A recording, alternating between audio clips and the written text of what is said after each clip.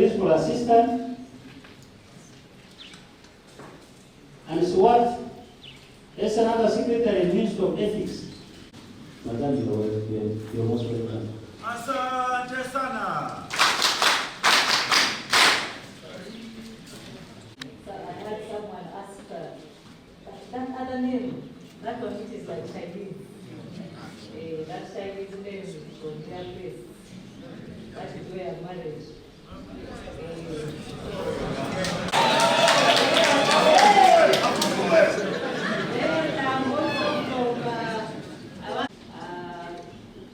Come from the west, because my mother is also from the west. So we have been here for the last 5 days, and I know that you're enjoying this place. We're focusing on readjusting. I don't know whether you readjusted or you upon your recent appointment. It's not a guarantee that you will be there. Getting something is easy, but maintaining that role at times is hard. So that is in part the knowledge that we think will help you perform as assistant RDC. Asante sana. So in the record of Uganda, you are, so we just want to re-emphasize what we expect of you, so that when you go there, you don't disappoint us. Because the same way we appointed is the same way it is in us and confidence that we can do a very good job. So I'm here to talk about management. Let this office be there. No, we get our mandate from the Constitution. The Constitution already says the headline of the Grand Constitution.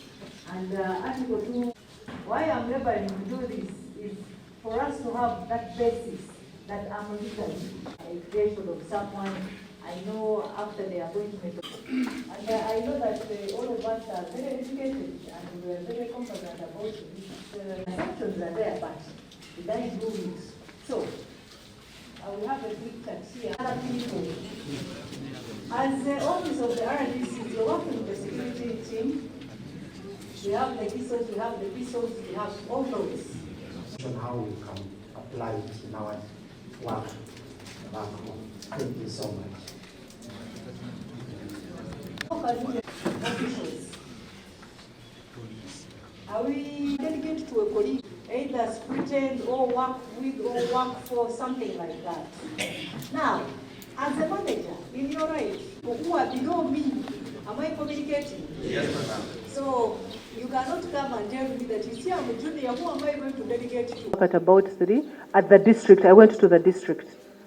So you have a lot of work to do there, because when people don't receive these services, then you're not representing the government well, okay? And then it also creates gaps for corruption. So as an RCC, we expect that you will coordinate government programs, conduct improper spot checks at health facilities. You have seen that when the Inspectorate of Government comes to conduct these improper checks, it goes with the RDC.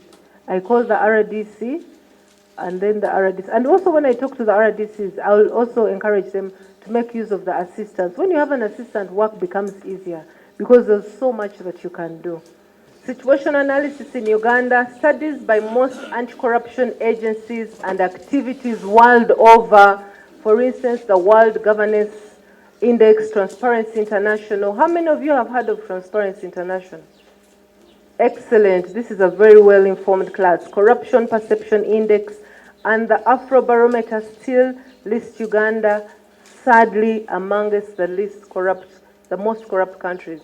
When we travel for these conferences, and it's very disheartening to see that Uganda, developed as we are also with Burundi, Sudan, we are around there. Kenya is better than us, at least in according to the Transparency International Index.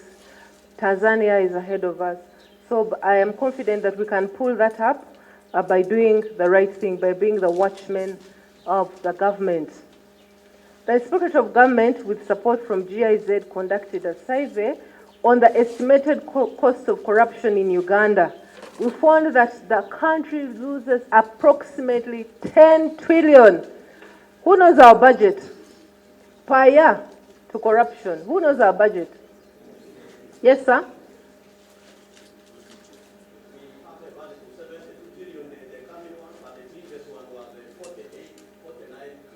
Thank you very much, approximately about that.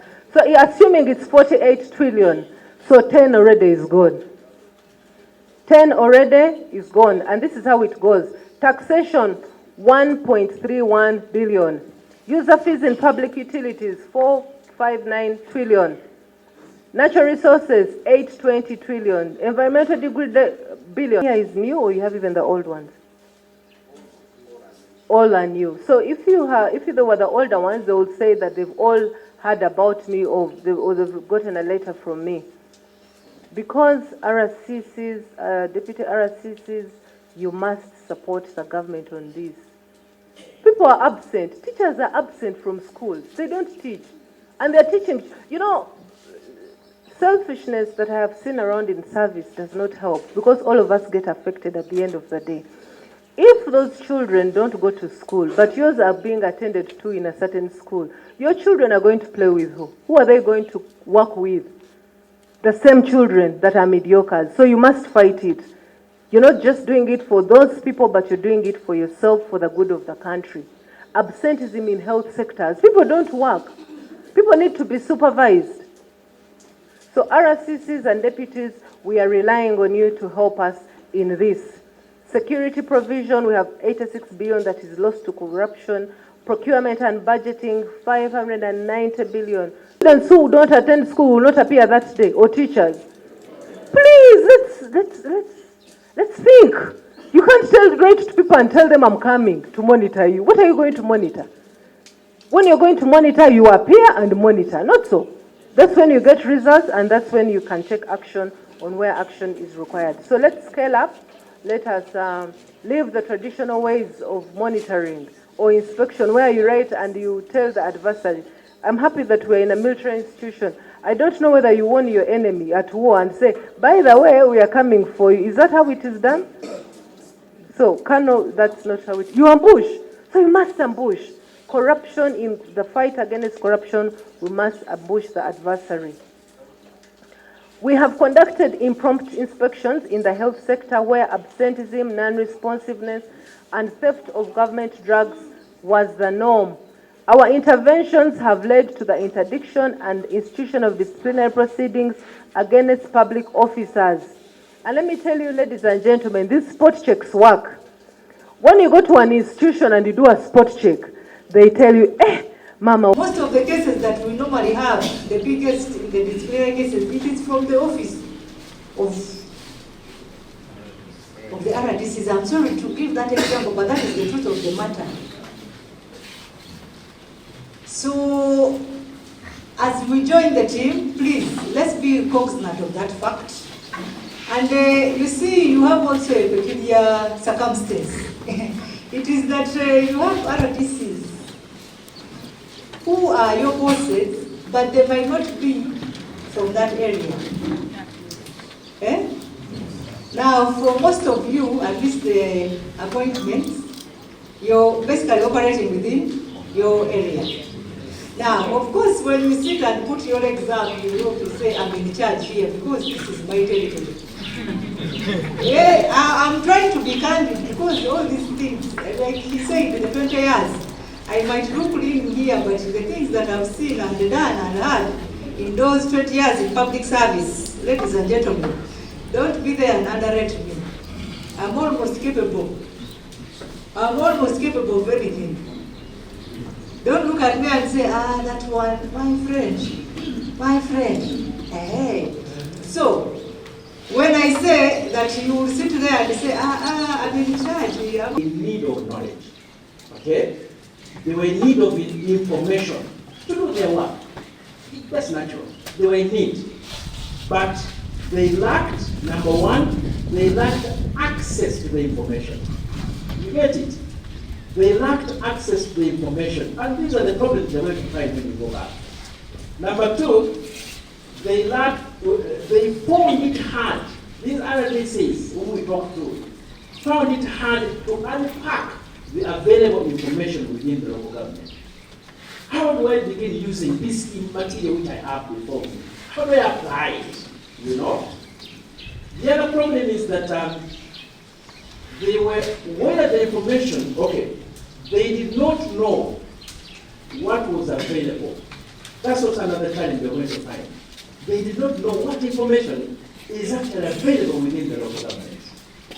The other problem they had is that they did not know what was available or what was useful to them. So where the information was available, they didn't know, now how do I begin deciphering through all this? Or which one can I use? Which one can I access? You know? Or even where to find it. That is another problem we discovered in which you are going to confront. Number three, apart from what they had obtained here at Changwan's during the industry, in which hopefully you have also been able to receive, they entered the office with virtually no information to kickstart their work. That was a cruise event. They entered from the office with actually no information. The other challenge that we saw is that there were RDCs and deputies who knew so many things about their work. And this is being very fair, because I can comfortably say they were repeat customers. Who is a repeat customer? Somebody who comes and comes again and comes again to be a part of your business or to buy from you. It's a repeat customer. Now, who is a repeat customer in the RDC sense? Is that RDC who was in the other regime, but he was reappointed. Maybe he was in 3 regimes in the past. They were reappointed.